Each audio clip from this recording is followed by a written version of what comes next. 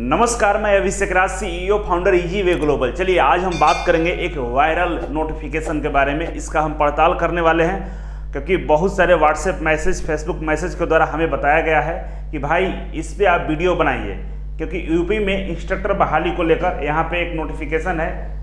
Instructor के 1295 post हैं और इसकी जो सैलरी है 13,500 रुपये है। इसके अलावा भी 2-3 पोस्टें और निकाली गई है, जिसमें चौकीदार, प्यून, माली का है जिसमें 580 पोस्ट है और 9,000 इसकी जो पेमेंट है, और स्वीपर का भी 85 पोस्ट है, 9,000 पेमेंट है। ये जो नोटिफिकेशन है बहुत तेज़ी से सारे CITS करने वाले जो अभ्यर्थी है उनके पास वायरल हो रहा है, और ये लोग हमसे जानना चाह रहे थे कि आप इस पे बताइए ये क्या है। ठीक है, तो इसके बारे में हम डिटेल्स में बताने वाले हैं। लेकिन आप इस चैनल पर नए हैं तो इस चैनल को सब्सक्राइब कर लीजिए। आगे इस तरह के कोई भी नोटिफिकेशन, कोई भी फेक वीडियो होता है उसके बारे में हम आपको बताते हैं। इसके अलावा मेरे पास एक फेसबुक ग्रुप है। अगर अभी तक आपने इस फेसबुक ग्रुप को नहीं ज्वाइन किया है तो जल्दी से ज्वाइन कर लीजिए। इस फेसबुक ग्रुप में 2,45,000 लोग हो गए हैं। यहाँ पे बहुत सारा जानकारी आपको सबसे पहले पता चलता है। तो चलिए शुरुआत करते हैं इसके बारे में। देखिए, सबसे जो पहला लाइन इसमें लिखा गया है उस लाइन के बारे में समझिए।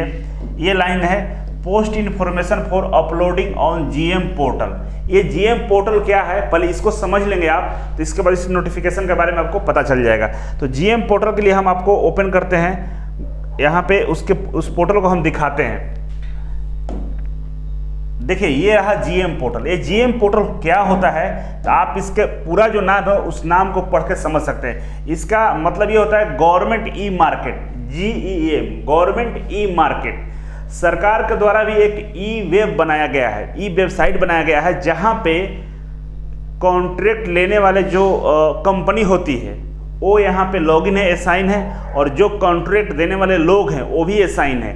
ये प्राइवेट सेक्टर और गवर्नमेंट सेक्टर दोनों के लिए बनाया गया है। जैसे बहुत सारे गवर्नमेंट का वर्क होता है जो कॉन्ट्रैक्ट बेस पे होता है, रेलवे भी कराती है, अलग अलग डिपार्टमेंट है, सभी डिपार्टमेंट कराती है कॉन्ट्रैक्ट बेस पे काम।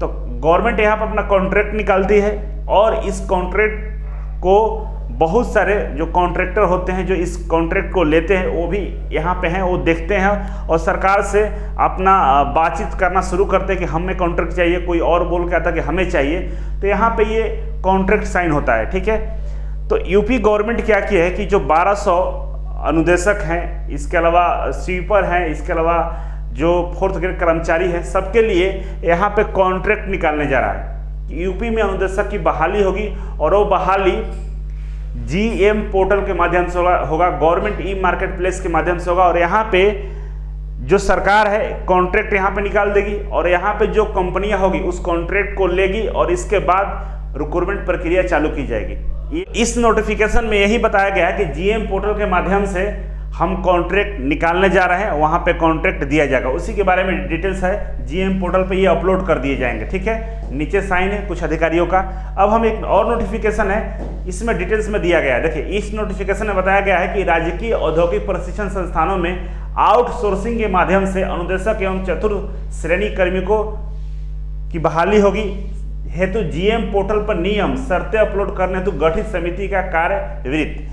आउटसोर्सिंग लिखा गया। आउटसोर्सिंग का मतलब ये होता है कॉन्ट्रैक्ट बेस पे बाहर से कोई कंपनी को हायर करना है, वो कंपनी आपको मैन पावर प्रोवाइड करेगी।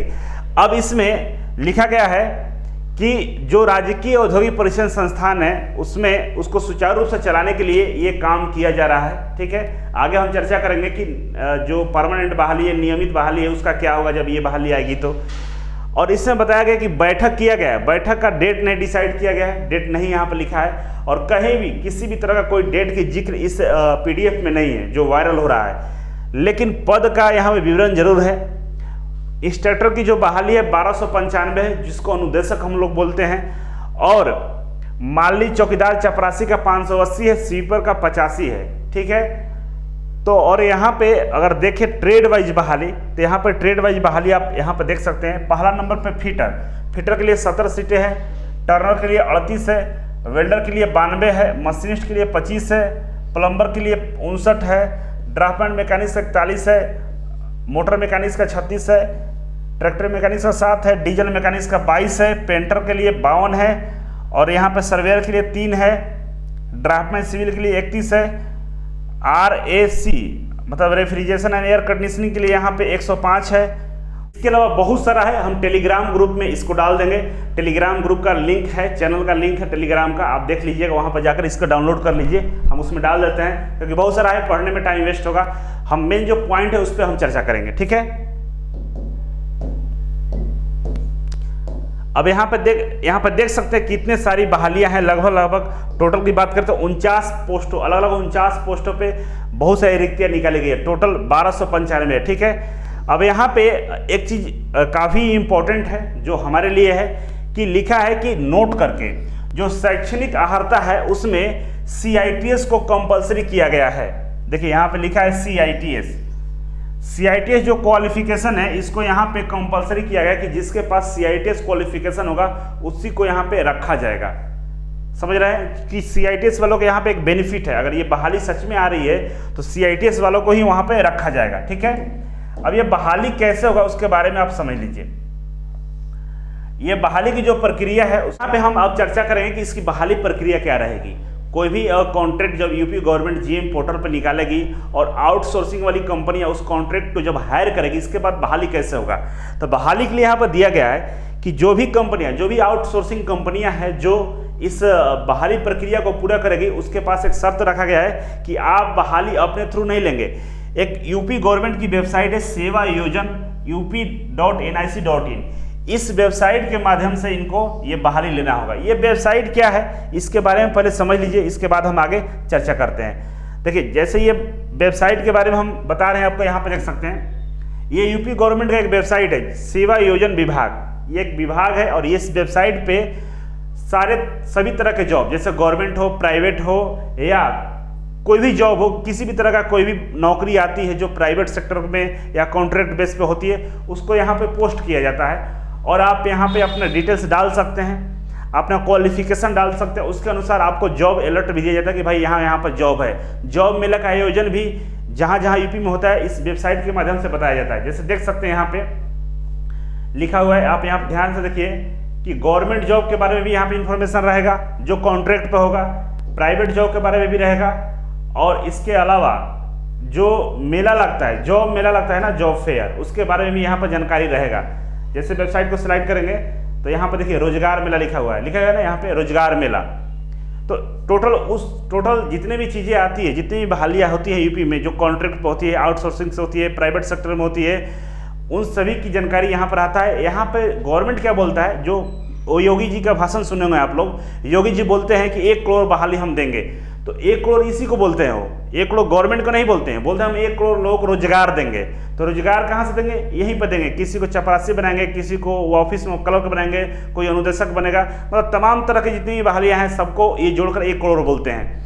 यहाँ पर भी अगर आप अपना क्वालिफिकेशन भर देंगे, यहाँ बाकायदा नोटिफिकेशन दिया गया है कि अगर आप इस पे पंजीकरण करते हैं तो आप मिनिमम क्वालिफिकेशन भी डालिए, 10वां 11 12 जितना भी है सब डाल दीजिए, क्योंकि हर तरह का जॉब यहाँ पर उपलब्ध है। अगर मान लीजिए आपको ऑफिसर बनना है, आपको अनुदेशक बनना है, तो अगर आप अनुदेशक नहीं बनेंगे तो चपरासी जरूर बन जाएंगे, क्योंकि यहाँ पर जरूर दिया गया है कि मान लीजिए बड़ा वाला पोस्ट आपको नहीं मिलता तो छोटा वाला पोस्ट जरूर आपको देने का प्रयास किया जाएगा। मतलब अगर आप टीचर नहीं बनते हैं तो वहाँ पर चौकीदार बन सकते हैं। तो ये कुल मिलाकर 1 करोड़ का जॉब हर साल इस पोर्टल के माध्यम से दिया जाता है। और सरकार चाह रही है कि जो अनुदेशक की बहाली लेने वाले हैं, जो चपरासी की बहाली लेंगे, जो माली की बहाली लेंगे, वो इसी पोर्टल के माध्यम से लेंगे। तो कुछ नहीं करना है, अगर आप जब भी फॉर्म आएगा तो अप्लाई करने के लिए गवर्नमेंट जो जॉब है इस पर क्लिक कर लेना है।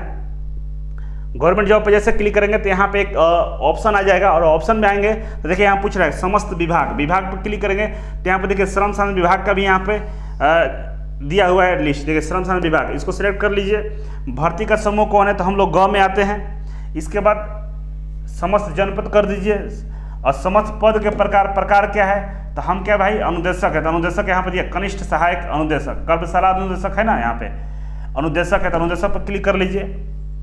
भर्ती सभी प्रकार का है, और यहाँ पे खोजेंगे तो आपको लिस्ट आ जाएगा, लेकिन अभी लिस्ट नहीं है इसलिए नहीं आ रहा है, ठीक है। तो ये रहा सेवा संगम सेवा योजन, ये जो यूपी गवर्नमेंट का जो एक विभाग है उस विभाग के थ्रू ये बहाली ली जाएगी, समझ गए। अब आते हैं पीडीएफ पे। पीडीएफ में और भी बातें लिखी गई है जो आपके लिए इंपॉर्टेंट है। दूसरा इसमें यह है कि इसमें एक कंडीशन और डाल दिया है कि जो भी कंपनियां हैं जो इस बहाली को लेने वाली है आउटसोर्सिंग के माध्यम से, उनके पास ये राइट्स नहीं रहेगा कि नौकरी देने के बाद वो हटा सकती है।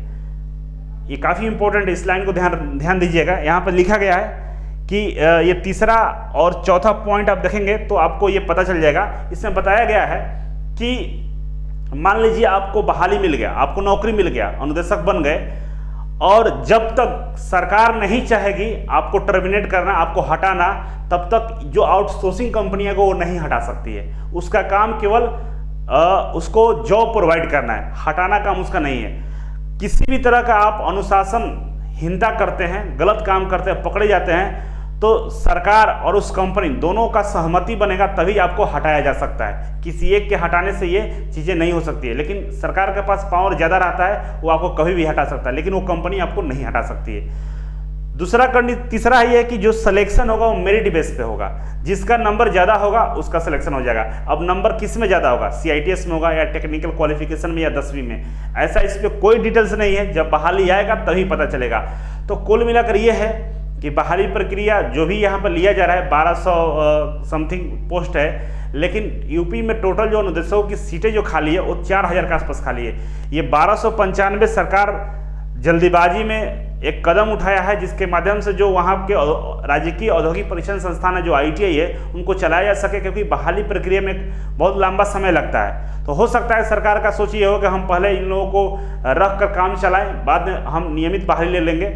ऐसा हो सकता है, हम कंफर्म नहीं बता रहे हैं। और चुनाव भी आगे 22 में है, तो चुनाव को देखते हुए भी लगता है कि सरकार इस मूड में है कि हम इस बहाली प्रक्रिया को पूरा नहीं कर पाएंगे, तो जितनी हो सकता है वो काम करे, जिससे ये भी पता चले लोगों कि हमने रोजगार दिया है। तो सरकार बहुत कुछ सोच रही होगी, हम इस पर चर्चा नहीं करना चाहेंगे। बस आप मान के चलिए कि जो नियमित बहाली आने वाला था, अगर ये नोटिफिकेशन सही हुआ तो जो नियमित बहाली आने वाला था उसमें टाइम लगेगा, क्योंकि इसमें कहीं डेट टाइम नहीं दिया गया है कि नोटिफिकेशन कब है, कब अपलोड होगा, कब आएगा, ऐसा कुछ जानकारी नहीं है।